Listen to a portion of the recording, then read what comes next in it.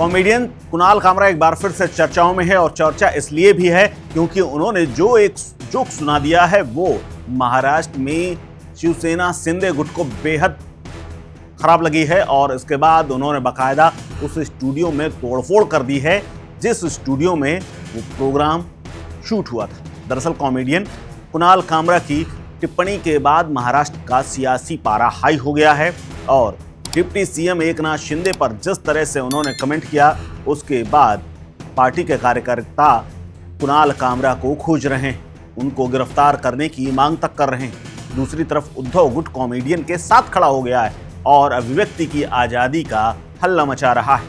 कामरा ने फिल्म दिल तो पागल है के एक गाने पर पैरोडी बना दी और इसी के सहारे उन्होंने डिप्टी सीएम एकनाथ शिंदे पर निशाना साध दिया। दरअसल इससे पहले उन्होंने प्रधानमंत्री मोदी समेत अमित शाह तक का मजाक उड़ाया, लेकिन शिवसेना शिंदे गुट को अपने नेता के ऊपर की गई टिप्पणी पर बेहद बुरा लगा और उन्होंने हंगामा खड़ा कर दिया। दरअसल अब बात यह है कि आखिर वो कौन सा जोक था जिसकी वजह से कुणाल कामरा की गर्दन फंस गई है और कानूनी कार्रवाई तक बात पहुंच रही है। इसके अलावा महाराष्ट्र के डिप्टी सीएम एकनाथ शिंदे के ऊपर की गई टिप्पणी के बाद उनके कार्यकर्ता उनके लिए मुश्किलें खड़ी कर रहे हैं और सीधे मुंबई में कहीं भी मिल जाने पर उनके साथ हाथापाई तक की धमकी दे रहे हैं। दरअसल एकनाथ शिंदे की अगुवाई वाली शिवसेना ने जहां कॉमेडियन के खिलाफ मोर्चा खोल दिया है, वहीं बीजेपी ने भी कुणाल कामरा के चेहरे पर कालिक पोतने की अपील कर दी है। दरअसल कुणाल कामरा ने महाराष्ट्र की राजनीति और एकनाथ शिंदे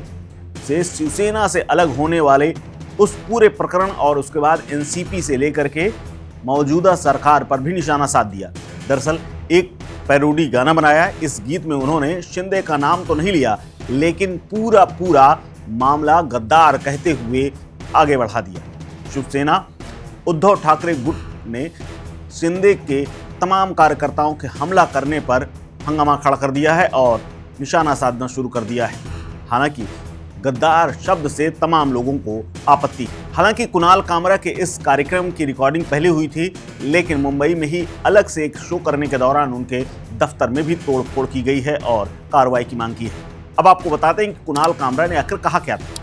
दरअसल अपने प्रोग्राम में कुणाल कामरा ने कहा कि जज के ऑर्डर में लिखा है कि उन्होंने महाराष्ट्र के इलेक्शन में किया है, इसके बारे में तो बोलना पड़ेगा। कामरा ने इसके बाद अपने शो में कहा कि शिवसेना बीजेपी से बाहर आ गई, शिवसेना से भी बाहर आ गई, एनसीपी से बाहर आ गई और एक वोटर को 9 बटन दे दिए गए। सब कंफ्यूज हो गए। चालू एक जन यानी एक व्यक्ति ने किया था और बाद में असर अलग रहा।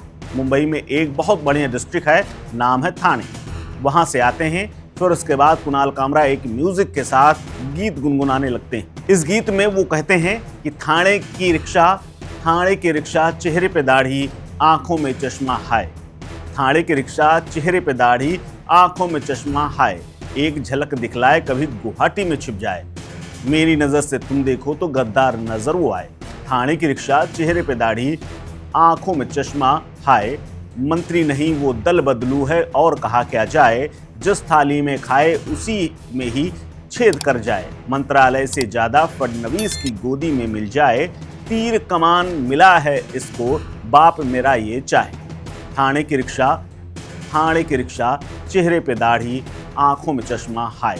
इस पैरोडी गाने के बाद शिवसेना शिंदे गुट के तमाम लोगों के पारे हाई हो गए और उसके बाद उन्होंने सीधे उस स्टूडियो में हमला कर दिया जहां पर ये रिकॉर्ड किया गया था।